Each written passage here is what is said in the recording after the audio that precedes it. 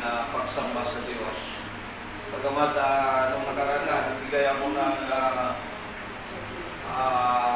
tawag ito, pasabi sa ating group chat na yung mga nasa malayo ay manatili nila sa kanilang mga tahanan. Pero tayo nandito sa malapit ay patuloy natin gampanan yung ating pag-worship. At salamat sa Diyos na ito ay nagkaroon ng katuparan sa mga sandali ito. At marami kasi kayo talagang iniiwasan na nila, wala na po silang pananambahan. Yung iba nagla-live stream na po at para lang makapagpatuloy ng mga pakinig ng salita ng Diyos. Yung mga kapatiran na tayo rin, nandito tayo para patuloy na ipagpasalamat sa Diyos yung mga pangyayari ito. Sa ganang ating mga kapatid ay malaki po ang epekto nito sa ating mundong ginagalawan. First time po sa ating kasaysayan na siguro mula maliban doon sa panahon ni Noah na talagang buong mundo po yung baha na lumipol sa sangkatauhan. Ngayon po, yung salot na ito ay first time yata nangyari na talagang buong mundo na apektado. And kung sa mga salot noon, katulad ng panahon ni Moses, sa Egypto lang nangyari yun. Tapos yung mga nagdaan, yung mga kulera, yung mga diarrhea, selected yung mga lugar na naapektuhan. Pagdating naman sa mga digmaan, mga gera-gera, pagkamat mayroong dumaan na First World War at yung Second World War, hindi naman lahat ng bansa talaga ay nagkakaroon ng gera. Pagkamat tinagurian itong pambansang tawag ito, pangkalahatan na digmaan, pero katulad ng panahon nila Hitler, nung pagsakop naman ng Hapon ay hindi naman talaga lahat ng bansa. Pero ngayon talagang lahat ng bansa ay sinakop. Amen? At mapapansin natin, bagamat nagdulot ito ng pangamba, pag-alala ng marami, may naisip ba kayo magandang epekto nito sa mundo natin ginagalawan mga kapatid? O napokus lang yun yung mga doon sa negatibong pangyayari? Anong naisip nyo magandang dulot nito sa mundo ating ginagalawan? Parang nagkaroon ng panahon yung kada isa sa pag-ano sa Panginoon. Okay, nagkaroon ng bonding yung pamilya, amen? Opo. Lahat ng masasama yung kanya.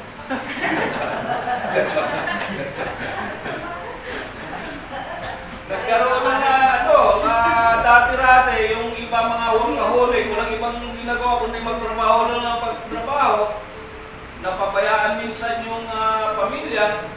Ngayon, wala silang magagawa kundi talagang manatili sa tahanan. Nalalas na ang krimen niya. Nagkaroon ako ng Pag nagtatapos ako ng basura. basura, gabi-gabi ako nagsanay ko yung mundo, kaysa nahihilo. Natutuwa ako. Tahimik, di ba? Tahimik. Nasolo ni Sir Eddie kita ang tapat dito ng basura. May ka-responsibility. So, ito pa. Kayo. Ano pa nakikita nyo positibong epekto nito mga kapatid? Sa spiritual meron din. Spiritual. Kasi nakakapag-pray ka ng bawat makita mo na ipapag-pray, kahit nakakaupo ka lang. Tapos yung sitwasyon na parang pag ma-feel ka na, mag-pray ka na para mawala ka ng fear. Tsaka yung pag-pray mo para niiyak mo talaga yung nangyayari sa mundo. Ito na yung niya, yung total awareness talaga ng tao na nagigising. May takot. Okay. Yes, awareness ng tao nagigising. Kahit na ikaw ay makasalanan o mga talagang nagigising. Lahat yata tumatawag sa Diyos, Yan, di ba? yan nga. Wala ano nga eh. Kahit na maling pagtawag, basta tumatawag sa Diyos. Sabi naman ng Panginoon, lahat tuhod, iluluhod at ipapahayag sa ikalwalhati ng aming Panginoong Kristo. Ano pa?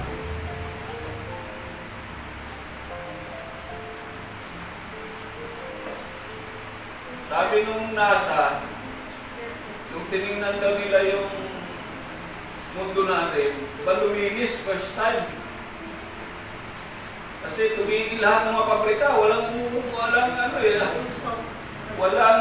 usok ng mga pabrika na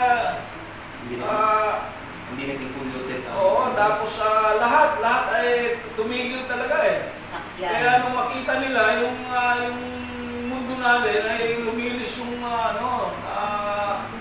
yung hangin, naalis yung pollution.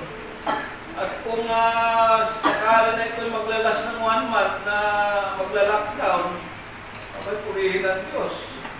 Amen? Huwag naman sana tumagal pa.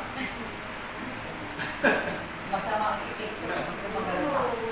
Ang mga negatibong epekto nito kapag tumagal pa, magkakaroon ng gutom, Nakasakit din. Magiging tayo yung tao. magwawala yung mga tao. Magiging tayo yung tao. Oo, maaaring yung mga Pwersa na kung naman. nakikita nila may mga pagkain pa sa mga bahay-bahay nila, baka iraransak, di ba? Napapasukin. Huwag naman sana magyari pa. Ganun pa man, ang Panginoon na ating pinaglilingkuran ang nakakaalam ng lahat ng bagay. Kaya, salamat sa Diyos.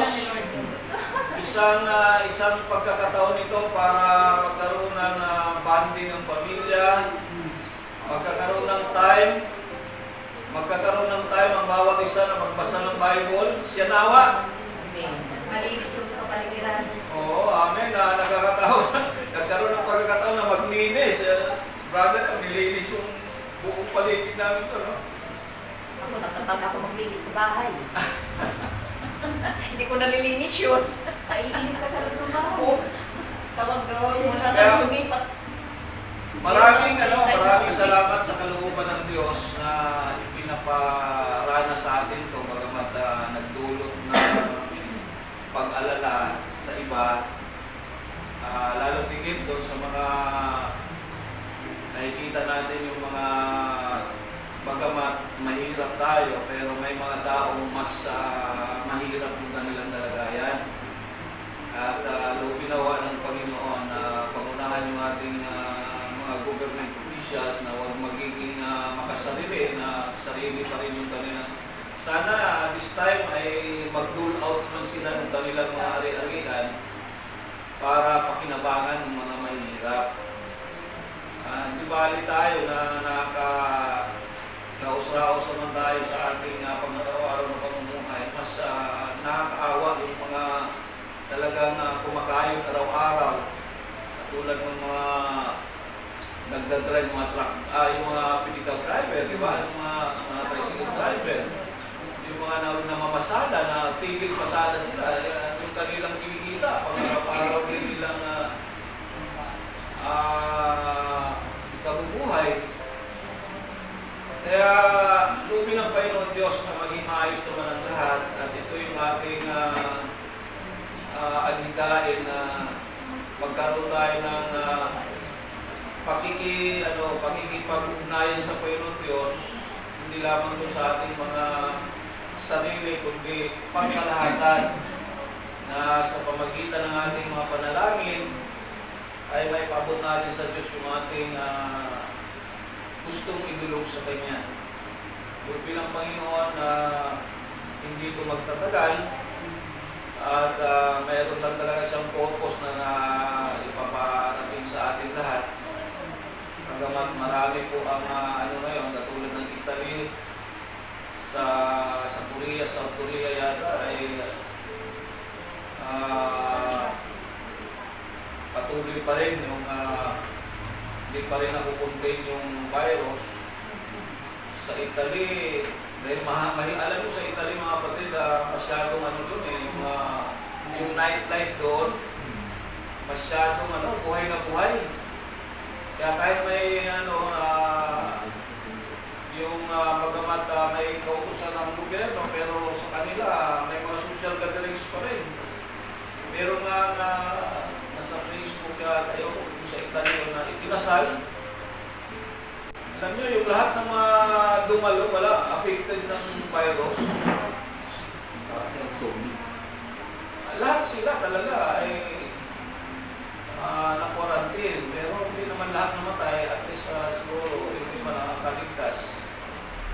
dahil doon sa mga ganong mga pangyari na hindi napipigilan talaga yung mga social gathering, madali talaga kumalat yung virus. At first time in the history, ganito yung marami nagsasabi na ito'y man-made. Nagtuturuan yung China at saka Amerika kung sino sa kanila yung sabi ng China. Ang Amerika daw nagdala ng virus sa Wuhan nung nagkaroon po. Kasi sa Wuhan po, China ay nandun po yung laboratory, isa sa mga laboratory na nag-ano talaga ng mga virus. At isa pong nag-leakage yata, hindi na ano agad yung mga virus na yan. Lumabas dun sa kanilang kung saan sila nakakontain. Kaya kumalat. At sabi naman ng China, dala-dala daw ng isang American na scientist din para ibintang sa China yung pagkalat ng Ibig sabihin, virus na yan. sinabutahin sila. Sinabutahin. Hindi natin alam kung ano man yung meron naman nagkapakalat, target daw talaga na patayin dito ay 1 billion na mga tao para lang mabawasan yung ating population. Ano man yung magiging resulta, pero palagay ko hindi yun hindi malayo sa katotohanan yung sinasabi nilang gano'n na target talaga 1 billion na patayin. Kasi yung virus na yan, hindi siya yung mortality rate niya napakababa kaysa doon sa mga SARS, yung galing sa green monkey. Ano sakit yun?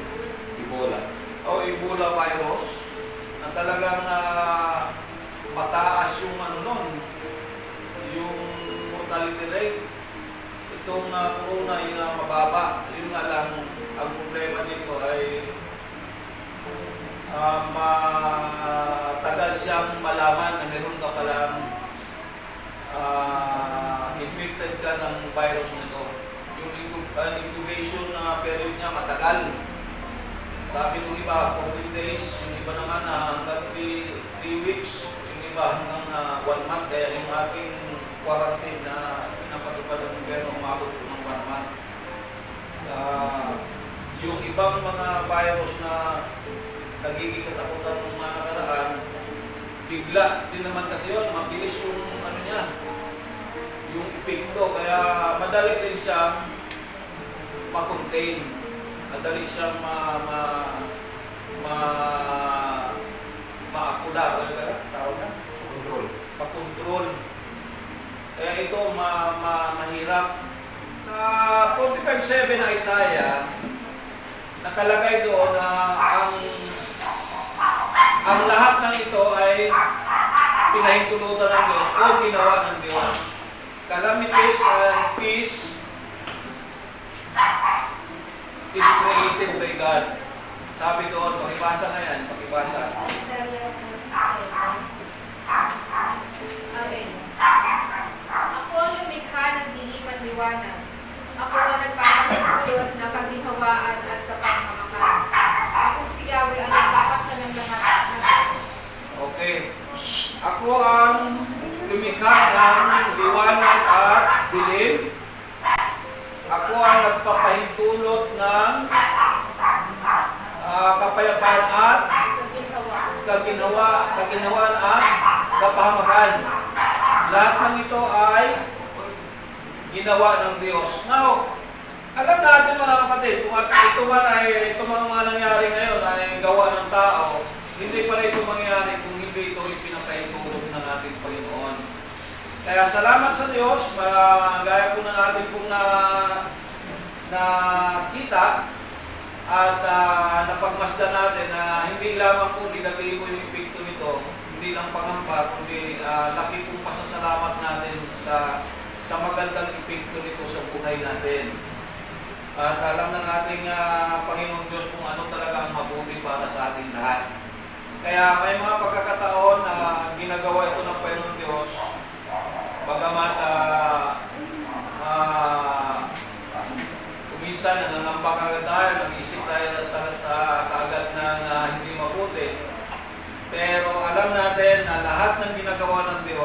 para sa ikabubuti ng kanyang mga anak. Amen? Pumasok kayo sa inyong bahay, bayan kong manira. Isara ninyo ang mga pinto, magtago kayo hanggang humupa ang galit ni Yahweh. Anong sabi? Anong sabi?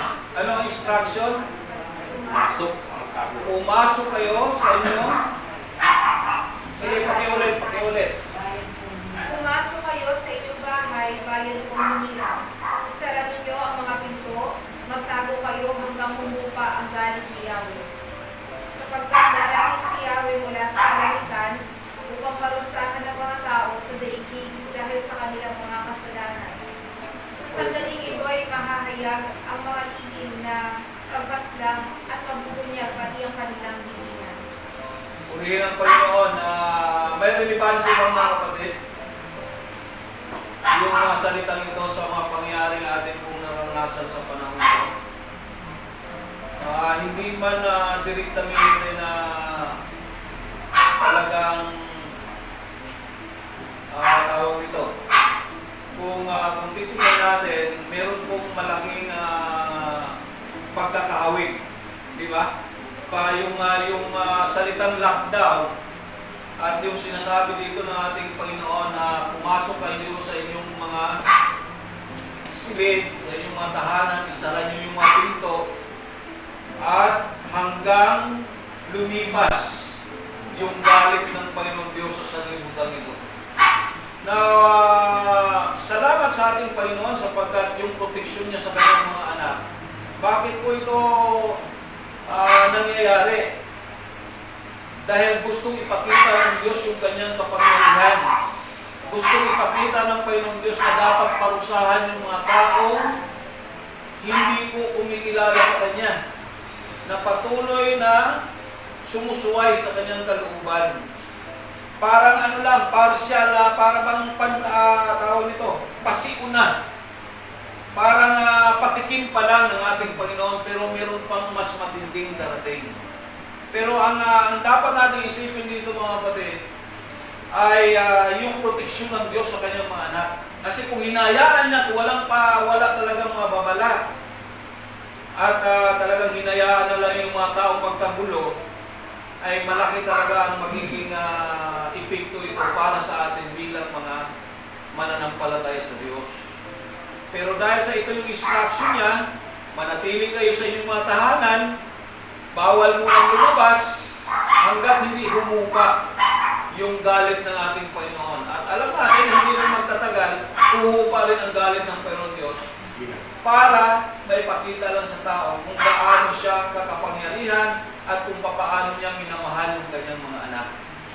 Now, sa mga panahon ganito, naalala natin yung panahon na nila Moses, na nung magbigay ng salot ang ating Panginoon at ang lahat ng mga panganay, maging sa hayop mga kapatid, panganay ng mga anak ng mga hayop at panganay na anak ng mga tao ay talagang mamamatay pagdaan po ng anghel ng kamatayan.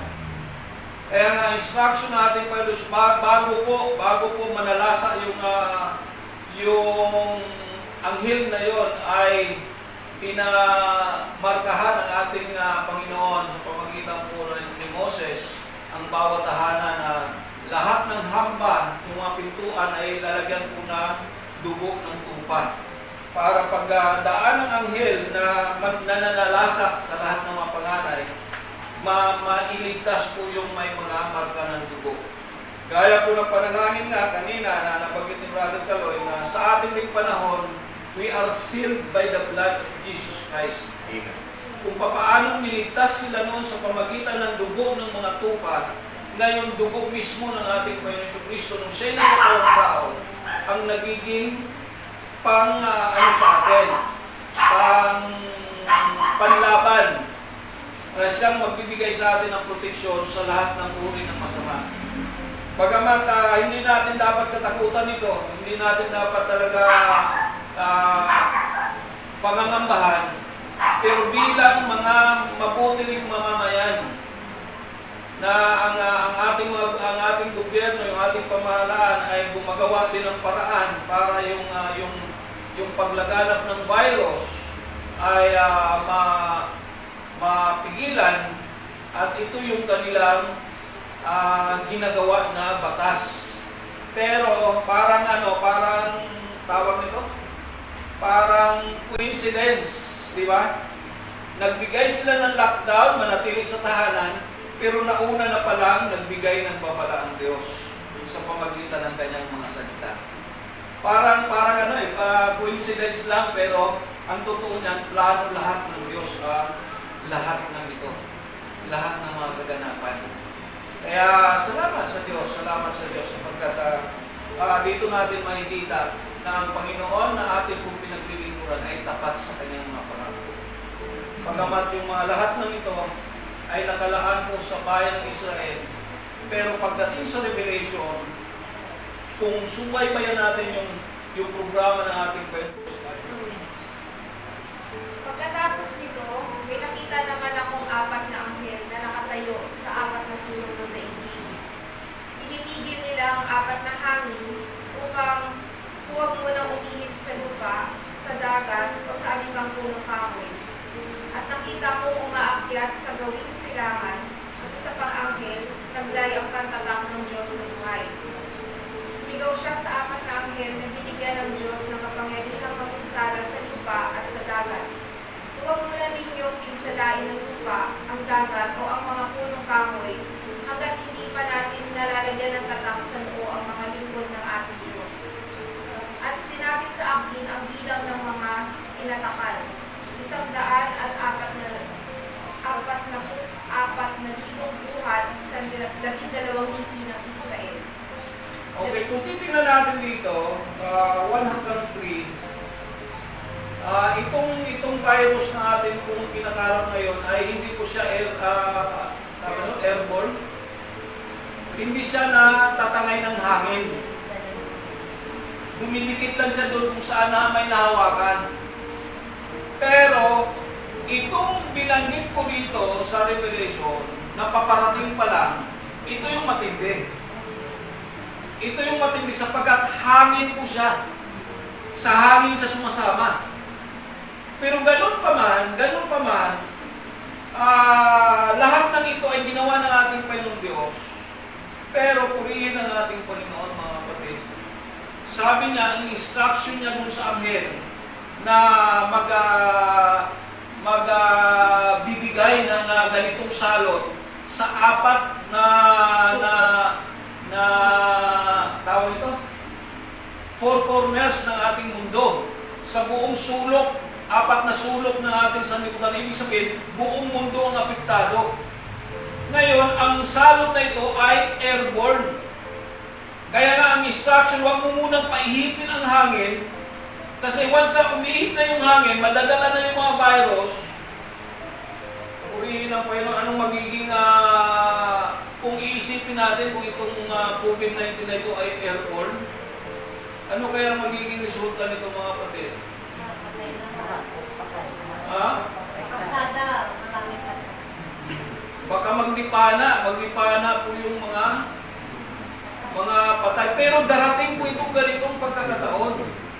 Sa ngayon, parang patikim pa lang ito ng Panginoon Diyos. Pero pagdating ng galit talaga ng ating Panginoon, ito po yung magaganap. Magiging airborne po yung virus. Pero ano yung good news? Ano yung good news? Lalagyan mo na ng tatak. Purihin ng Diyos, bago po paihipin yung hangin na mananalasa po para patayin ang mga tao sa iba't ibang sulok ng sanlibutan natin ginagalawan. Yung mga anak ng Diyos ay mayroon ng proteksyon, may mga tatak na sila. Anong ibig sabihin nun?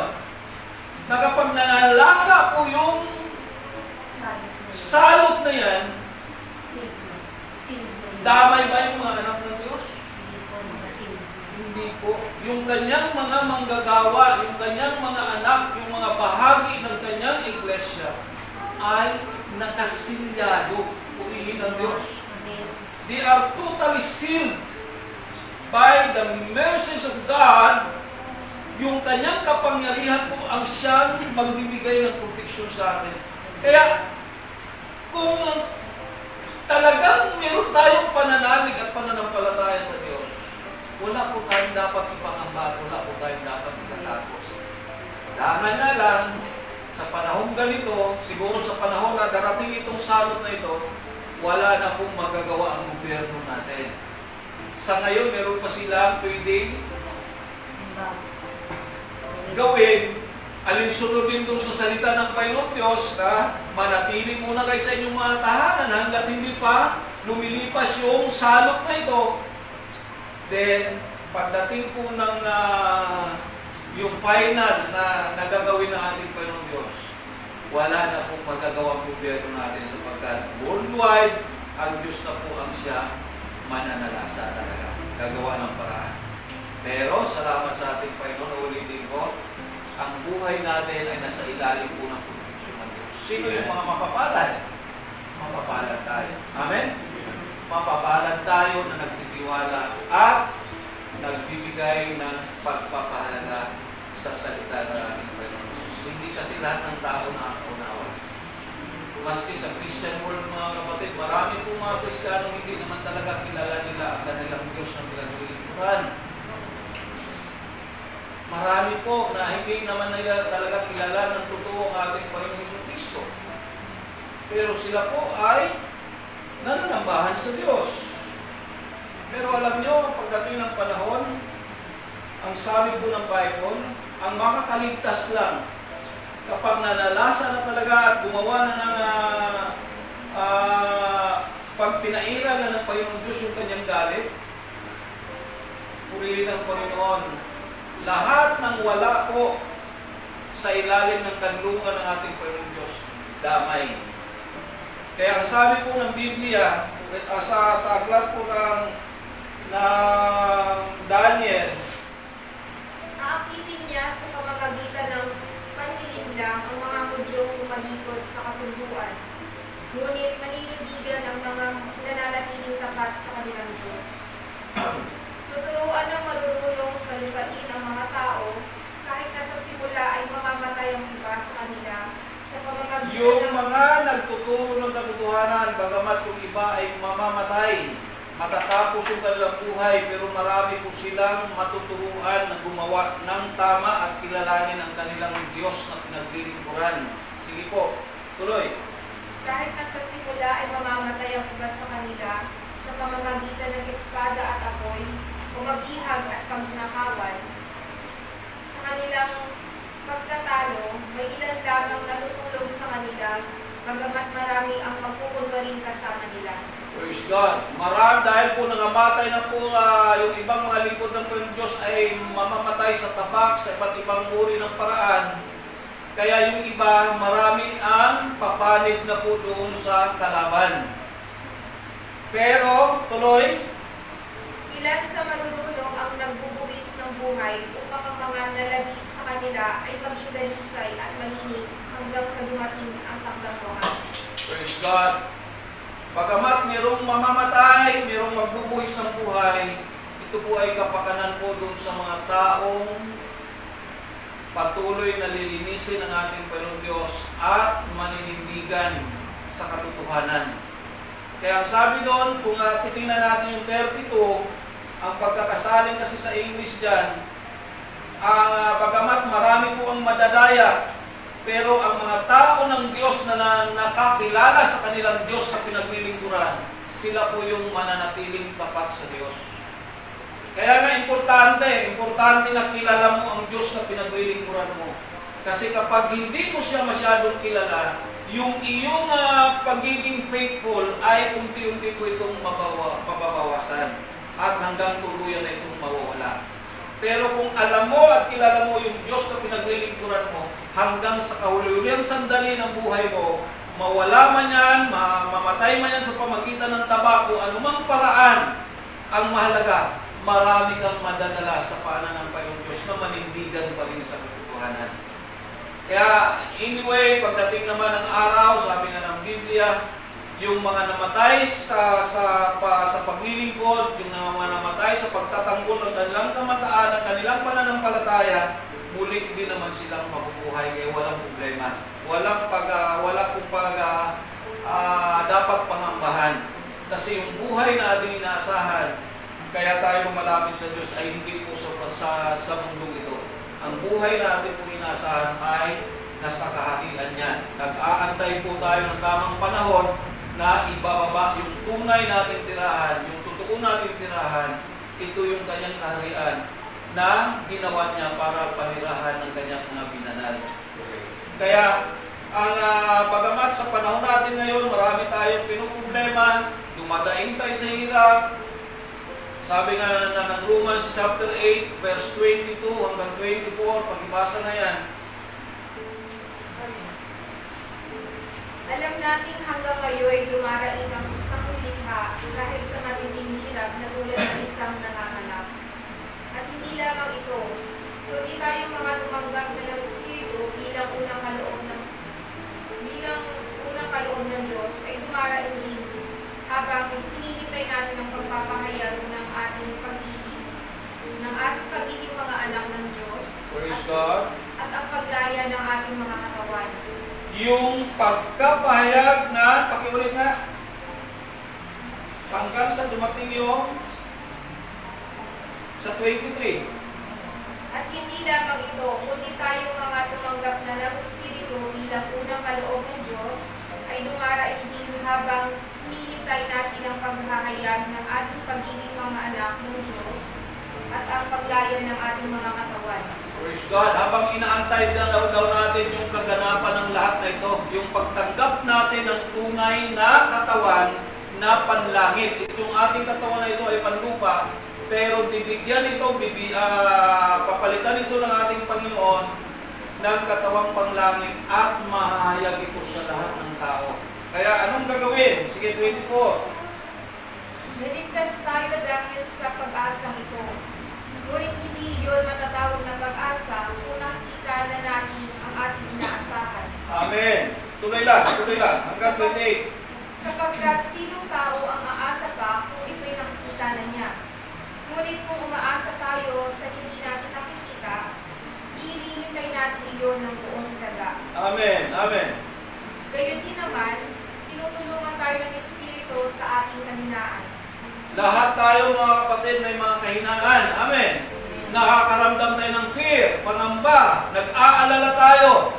Pero ano ang ginagawa ng ating Panginoon Diyos sa pamagitan ng kanyang Holy Spirit? Siya yung tumutulong sa atin para tumulong sa Diyos. Purihin ang ating Panginoon. Kung minsan kasi sa sobrang hirap, hindi na natin magawang manalangin.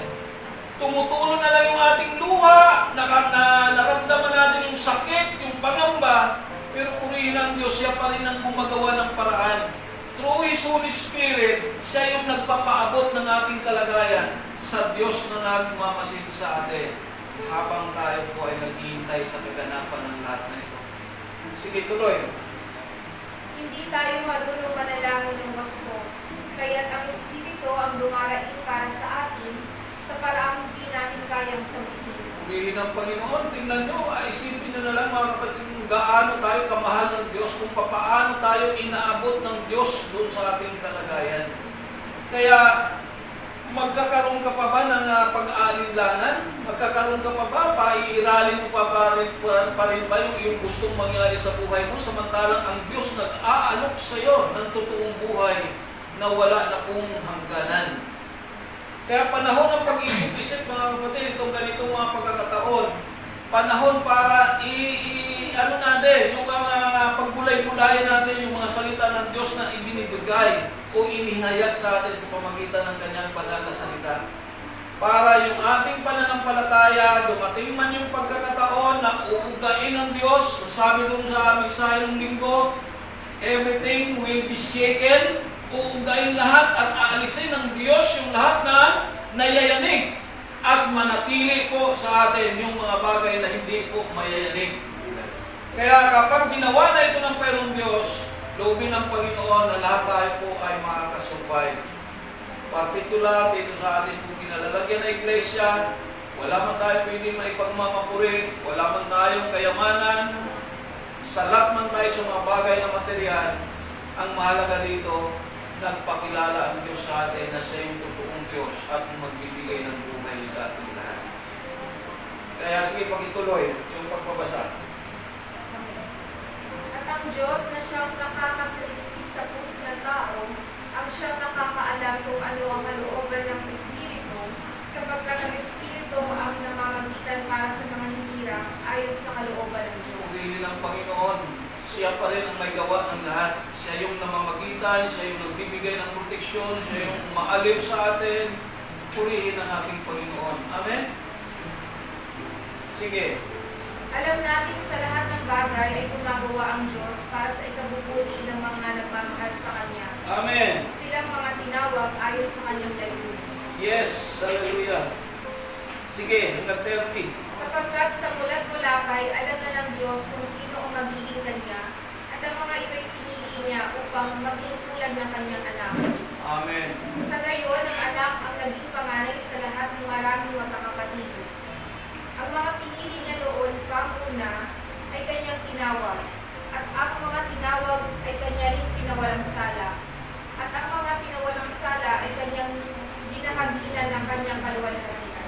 Praise God. We receive the forgiveness of sins.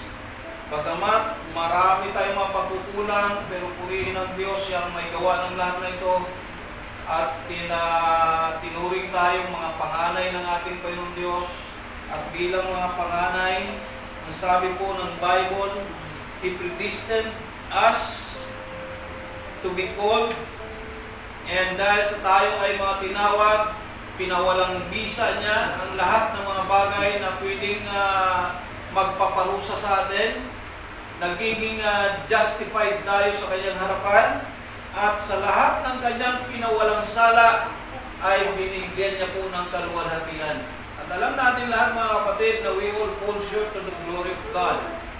Sa 3:23 po ng Roma, lahat tayo ay hindi umabot sa kaluwalhatian ng ating Panginoon Diyos sapagkat lahat tayo ay nagkasala. Pero dahil sa awat habag ng ating Panginoon, ginawa niya ang lahat na ito para yung dating kaluwalhatian na hindi natin naabot, maaabot na natin ngayon. Sapagkat through His grace, sa pamagitan ng kanyang biyaya at habag sa atin, tayo po ay pinawalang sala ng ating Panginoon Diyos. Nagiging justified tayo sa kanyang harapan. Inalis niya sa kanyang paningin lahat ng ating mga kalikuan at lahat ng ating mga kasalanan. At ngayon, nasa ilalim po tayo ng kanyang biyaya at habag.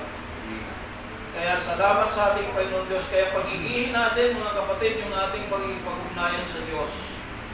Hindi po nagbibiro ang ating Panginoon at hindi siya po katulad ng iba na kapag nangako, katulad natin, kapag mayroon tayong mga ipinapangako, may mga bagay na hindi natin nagagampanan, hindi natin natutupad, pero ang Diyos natin pinaglilingkuran ay tapat po na tutuparin niya yung kanyang mga ipinapangako sa atin. Kaya itong mga panahon ganito, tubi ng Panginoon na yung kinakaharap nating krisis na ito, kung tatawagin man natin itong salot,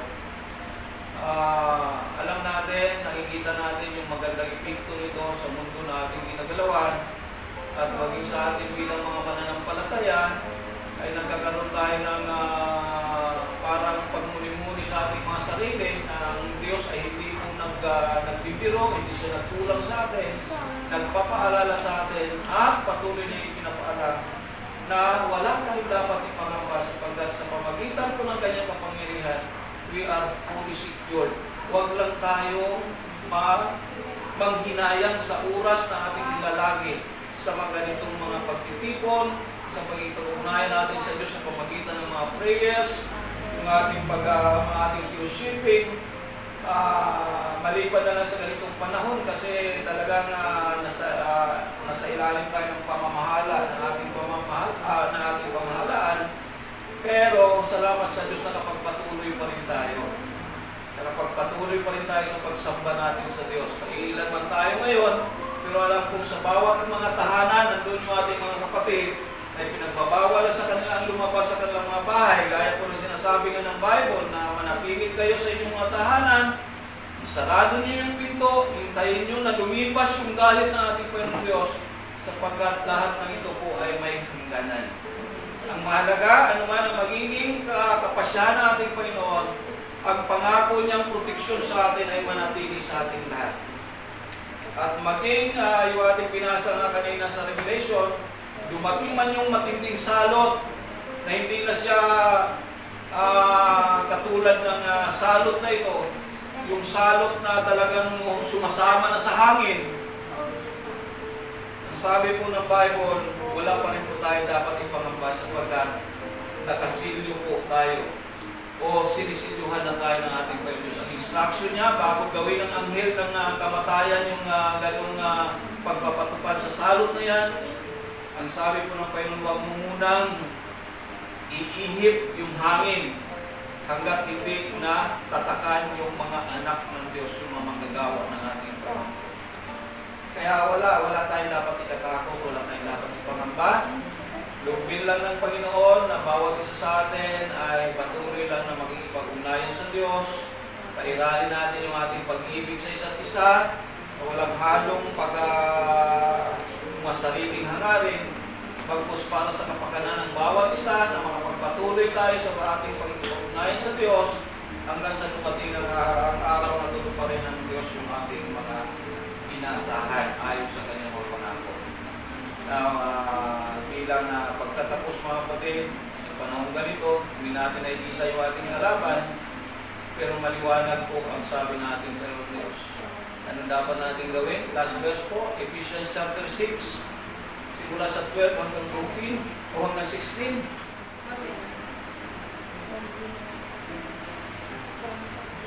Sapagkat hindi tayo nakikipaglaban sa mga tao, kundi sa mga pinuno, sa mga may kapangyarihan, at sa mga tagapamahala ng kaninimang umiiral sa sanlibutan ito. Praise God! It is, ang nagbibigay ng power ng ganitong mga salot na ito ay ang mga kampo ng kadiliman. Pagamat lahat na ito ay pinapayagan ng Diyos, pero sa kanil sila po yung sila yung gumagawa ng pagpapatupad ng ganitong uri ng salot. Sige. Ang mga hukbong espiritual ng kasamaan sa pagkakawin. Kaya isuot ninyo ang kasuotang pandigma na mula sa Diyos. Anong gagawin natin? Isuot daw natin yung ating, nakakita na ba kayo ng mga sinaunang mga mandirigma? Sa ngayon kasi, kung yung literal na digmaan ngayon, hindi mo na kailangan yun. Kasi isang pindot lang ng mga missile na yan, talaga kahit anong ang tawag yan? Ang tawag nun? Yung shield? Kahit anong armor siguro yung isuot mo, ay tutunawin ng mga ng mga missile na yan. Pero spiritually, sabi po, sige, yung mga full armor, yung kasuotan na yan, na which spiritually ay pinapaliwanag po ng Biblia kung ano yan, sige tuloy. Sa gayon, makalalaban kayo kapag dumating ang masamang araw na sumalakay ang kaaway, upang pagkatapos ng labanan ay matatag pa rin kayong nakatayo. Praise God! Kaya't maging handa kayo. Ibigkis sa inyo baywang ang sinturo ng katotohanan. Yung ating bigkis, dapat laging nakabigkis yung truth na galing sa ating Panginoon Diyos. Ang paninindigan natin sa katotohanan ay manatiling nawa sa bawat isa sa atin. Ano pa? At isuot sa dibdib ang baluti ng katuwiran. Ang katwiran, yung righteousness ay magiging breastplate natin. Yung taming sa ating mga dibdib. Ano pa?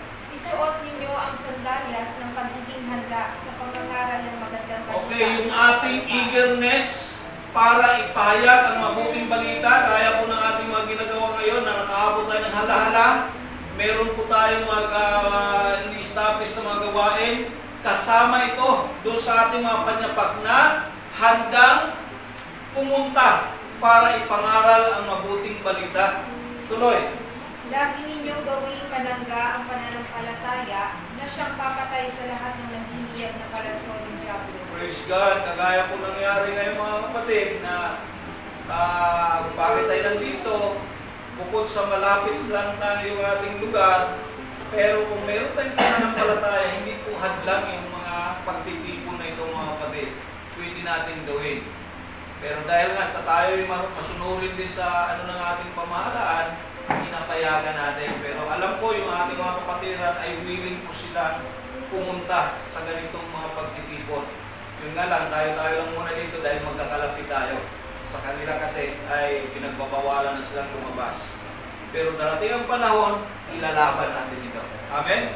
Wala nang makakahadlang dito mga kapatid sapagkat kapag dumating yung time na pairali na yung talagang salot na sinasabi ng ating Panginoon Diyos, tatayo tayo may pananalig at pananampalataya sa ating Panginoon.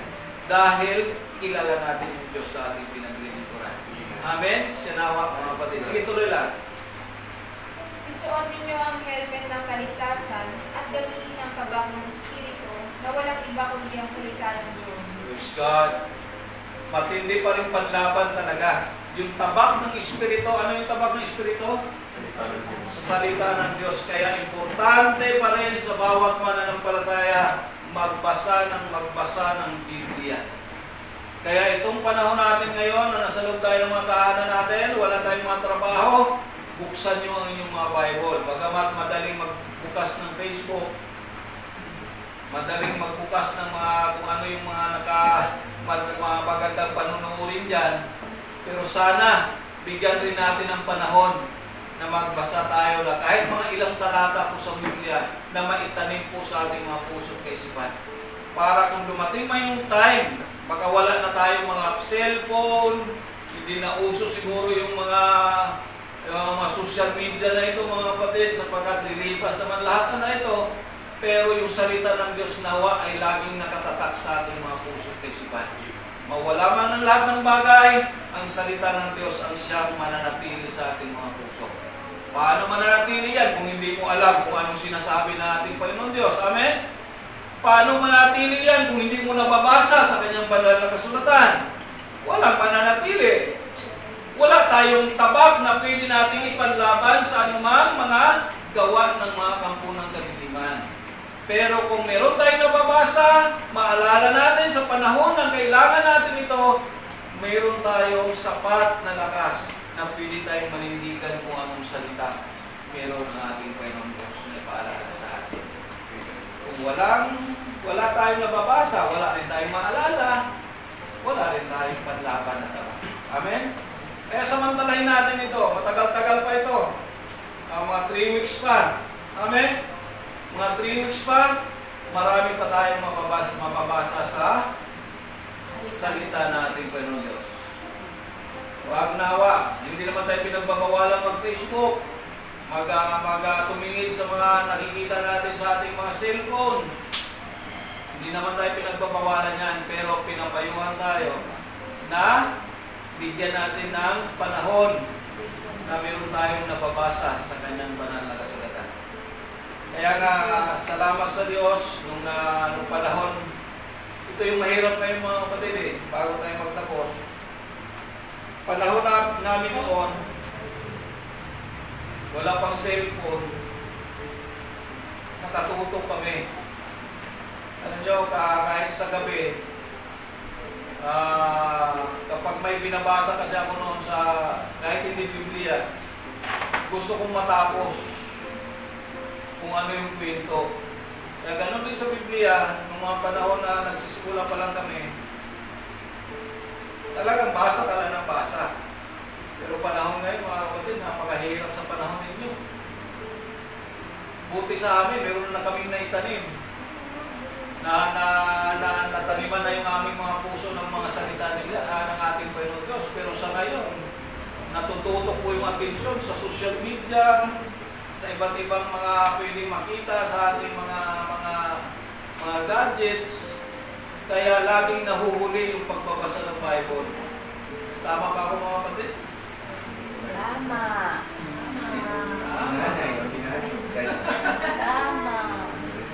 Totoo po yun, totoo. Oo naman. Nakakaawa yung ating mga kabataan ngayon lalo.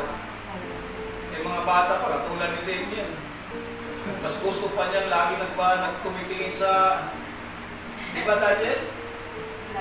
Pagka pumunta sa bahay, May wifi kayo kung kayo. Kaya may lagi tinatanong. Di man na nagtanong. Kuya, may Bible ko pa ba dyan?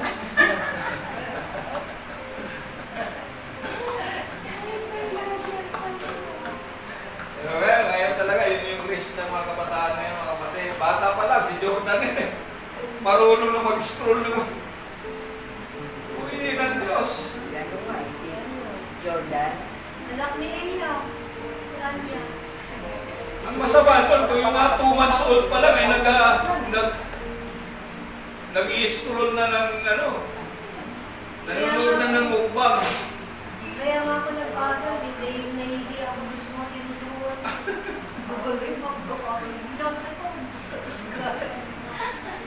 Kaya napakahirap ng kinakaharap ngayon. Pero tayo mga nakakatanda, tayo sana yung magbigay halimbawa sa ating mga kabataan. Amen.